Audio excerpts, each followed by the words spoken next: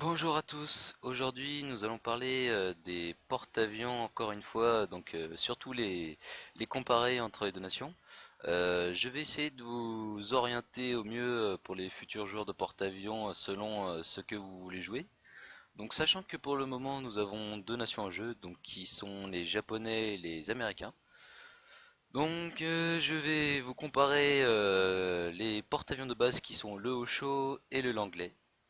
Donc on va commencer par les Japonais. Donc on va se mettre sur le Osho. Alors pour vous commenter un peu le Osho, l'ayant joué assez souvent, c'est un porte-avions qui est assez bien. C'est un très bon porte-avions pour commencer, sachant qu'il a un mode de départ avec trois escadrilles, donc une escadrille de plus que son homologue américain. Donc il est composé d'une escadrille de 4 chasseurs et du coup de deux escadrilles de 8 torpilles. Donc c'est assez pas mal déjà pour commencer avec le Osho. Donc le Osho, son avantage, vous devrez le savoir tout de suite, c'est l'avantage d'avoir 8 torpilles. Donc les 8 torpilles sont très faciles sont très faciles à se mettre en main dès qu'on sait torpille en manuel. Donc l'avantage des 8 torpilles, c'est aussi de pouvoir presque détruire un navire, enfin ce qui concerne les cuirassés, presque les détruire en un coup, enfin en passage. Ensuite, le petit bémol du Osho par rapport à l'américain, ce sont les fighters. Bon, comme vous le savez déjà, les Américains ont l'avantage des fighters dans ce jeu-là, c'est leur spécialité. Donc, la spécialité des Japonais, que vous voyez directement dès le début, hein, c'est évidemment les torpilles, vu que comparé aux Américains, ils ont plus d'escadrilles de torpilles, hein, en ce qui concerne le tier 4 évidemment. Donc l'avantage qu'ils ont, les Japonais, c'est vraiment leur torpille, il faut vraiment s'appuyer là-dessus. Donc un petit conseil pour ceux qui joueront le Osho en bas tiers et qui commenceront avec, n'envoyez surtout pas votre escadrille de chasse directement affronter l'escadrille américaine. Vous aurez d'énormes pertes et au final vous perdrez la suprématie aérienne, ça ne sert à rien. Je vous conseille tout juste de garder vos chasseurs s'il n'y a pas de porte-avions ennemi par contre d'aller éclairer la zone où vous n'allez pas aller avec vos torpilles. Mais si vous avez un Langlais ou un Bog même un Indépendance contre vous, gardez votre escadrille de chasse en escorte de vos torpilleurs. C'est juste en cliquant sur une escadrille de torpilles, vous pouvez la mettre en patrouille ou en escorte autour de vos torpilles. Donc ils les suivront sans les dépasser et attaqueront automatiquement les escadrilles de chasse qui s'approcheront trop près. Donc je vous conseille ça, pourquoi? Parce que tout simplement les escadrilles de chasse, même si les Japonais ont que 4 chasseurs comparé aux Américains qui en ont 6, ça permet à vos torpilles, enfin à vos avions torpilleurs, d'aller vers votre cible. Certes, vos chasseurs vont perdre le combat, mais vont retenir suffisamment longtemps les chasseurs américains pour que vous puissiez aller torpiller sans problème et mettre tout au but.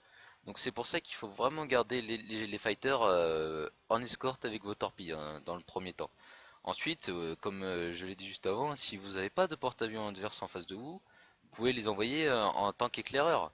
Ça, c'est une bonne technique, ça marche très bien, puis c'est très utile pour l'équipe, hein. Donc, comme je le rappelle à chaque vidéo, c'est un jeu d'équipe. Il faut vraiment jouer en équipe, même si c'est des inconnus, on ne sait pas comment ils sont, comment ils vont réagir. Faut vraiment se coordonner. Donc là, c'était pour la petite présentation de notre porte-avions de base japonais, donc le Osho. Je vais directement switcher sur l'américain qui est le l'anglais, donc au port directement. Alors, pour les Américains, le petit avantage et surtout leur spécialité comparée aux Japonais, c'est donc comment dire, la capacité à avoir plus de chasseurs, donc de meilleurs chasseurs du coup par la même occasion. Donc les chasseurs sont composés de 6, enfin une escadrille est composée de 6 chasseurs et une escadrille de torps de 6 torpédos aussi. Donc ce qui est bien avec les Américains, c'est que vous avez 6 de chaque. Ça peut être un avantage comme un inconvénient, sachant que du coup, vu que vous avez 6 avions dans une escadrille, vous avez moins d'escadrilles sur le porte-avions.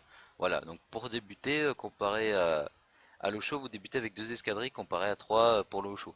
Ce qui n'est pas vraiment un désavantage, parce que du coup, vous gagnez, si vous avez un Osho contre vous, vous êtes quasiment sûr d'avoir la supériorité aérienne, donc grâce à vos chasseurs. Il faudra vraiment utiliser vos chasseurs, pas en escorte cette fois, parce que vous allez directement aller attaquer la chasse japonaise. Faut pas Par contre, si vous avez un Zuio, c'est-à-dire le T5 japonais face à vous, s'il a des fighters, oui là par contre vous ferez la technique comme le Osho que je vous ai expliqué juste avant, faire de votre chasse une escorte pour vos torpilles. Donc de base, les matchmaking normalement vous allez tomber contre des Osho la plupart du temps. Donc avec votre langlet, vous allez attaquer directement la chasse adverse, bah, du coup avec vos chasseurs, et vous allez l'emporter à chaque fois. Sauf si par exemple il emmène ses chasseurs et que vous le suiviez au-dessus des croiseurs qui ont même certes une faible DCA mais qui pourront aussi vous causer quelques pertes dans votre escadrille. Donc c'est vraiment le conseil primordial que je vous donne avec les Américains, c'est directement d'aller anéantir la chasse adverse, surtout à bâtir. Faut en profiter qu'ils aient pas beaucoup d'escadrilles. Donc ensuite, l'avantage des torpilles américaines, certes ils sont moins bien que les torpilles japonaises car ils sont moins rapides, mais par contre l'escadrille de 6 a un avantage aussi, c'est quand il est tiré en manuel, ces torpilles sont extrêmement serrées comparées aux japonaises.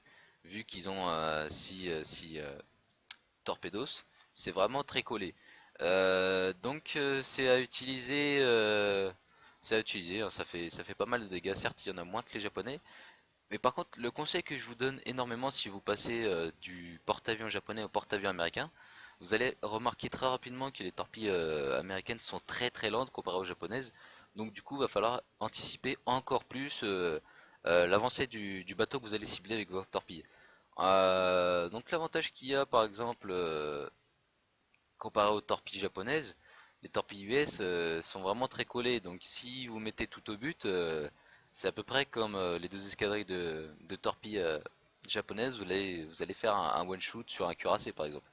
Bon, par contre, le désavantage qu'ils ont, les porte-avions américains, je trouve personnellement, hein, c'est un avis personnel, qu'ils ont plus de mal avec leurs torpilles de détruire des destroyers que les japonais, parce que du coup les japonais peuvent anticiper sur un plus court trajet et leurs torpilles sont plus rapides comparées aux américaines, donc c'est nettement plus facile de détruire un destroyer qui attaque votre porte-avions avec d'autres torpilles japonaises qu'avec des torpilles américaines. Donc voilà, c'était la comparaison entre les deux.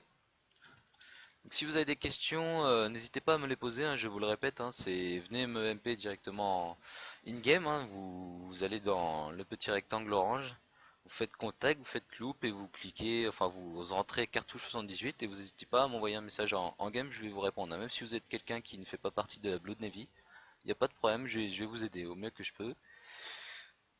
Sinon, pour ceux qui vont regarder la vidéo, bah, si vous avez des questions, n'hésitez pas à les mettre en commentaire. Si vous avez des critiques aussi, pareil, faites-vous plaisir. On est là pour en apprendre et puis pour s'améliorer aussi. Donc n'hésitez pas à laisser un petit commentaire, liker si vous avez aimé. Et puis abonnez-vous si vous êtes intéressé, car nous allons faire d'autres tutos sur toutes les classes du jeu. Donc les prochains tutos qui vont arriver, ce seront sur les croiseurs américains sur les cuirassés japonais déjà. Ensuite, nous allons avoir aussi un tuto sur les destroyers japonais. Et ensuite, bah, on verra, ça verra, on suivra le cours des choses, hein. Donc je vous dis merci d'avoir regardé la vidéo et à une prochaine. N'hésitez pas à liker, à laisser un commentaire. Et je vous dis bonjour à tous et à plus tard.